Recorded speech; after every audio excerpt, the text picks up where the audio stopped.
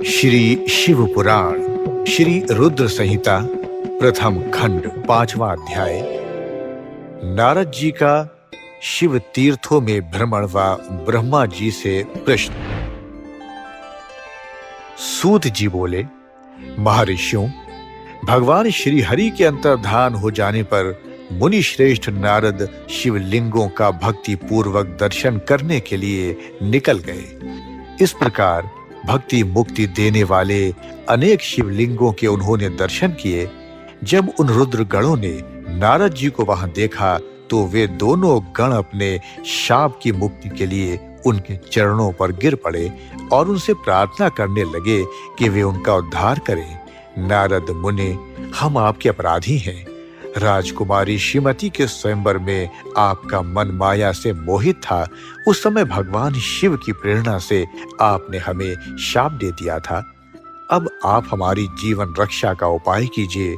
हमने अपने कर्मों का फल भोग लिया है। कृपा कर हम पर प्रसन्न होकर हमें शाप मुक्त कीजिए।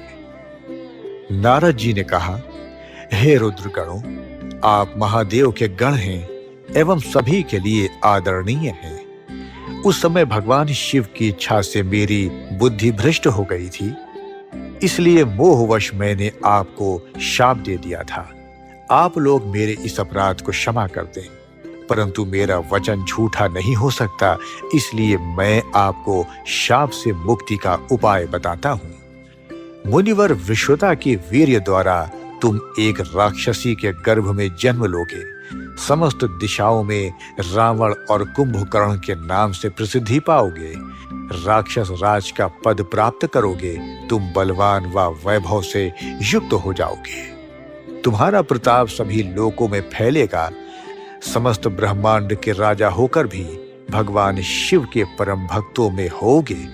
भगवान शिव के ही दूसरे स्वरूप श्री विष्णु के अवतार के हाथों से मृत्यु पाकर तुम्हारा उद्धार होगा तथा फिर अपने पद पर प्रतिष्ठित हो जाओगे। सूत जी कहने लगे कि इस प्रकार नारद जी का कथन सुनकर वे दोनों रुद्रगण प्रसन्न होते हुए वहां से चले गए और नारद जी भी आनंद से सराबोर हो मन ही मन शिव जी का ध्यान करते हुए शिव तीर्थों का दर्शन करने लगे।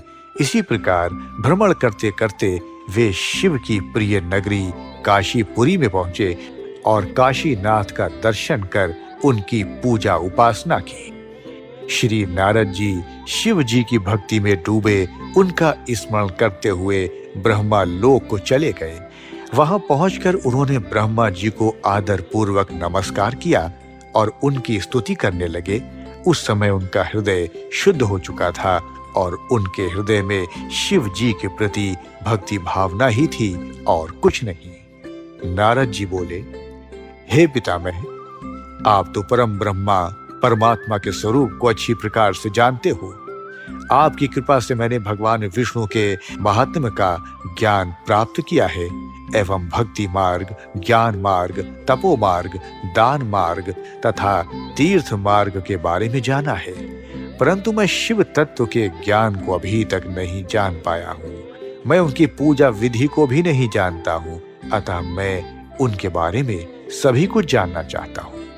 मैं भगवान शिव के विभिन्न चरित्रों, उनके स्वरूप तथा वे सृष्टि के आरंभ में, मध्य में किस रूप में थे, उनकी लीलाएं कैसी होती हैं और प्रलय काल में भगवान शिव कहाँ निवास करते हैं, उनका विवाह तथा उनके पुत्र कार्तिकेय के जन्म आदि की कथाएं मैं आपके श्री मुख से सुनना चाहता हूँ।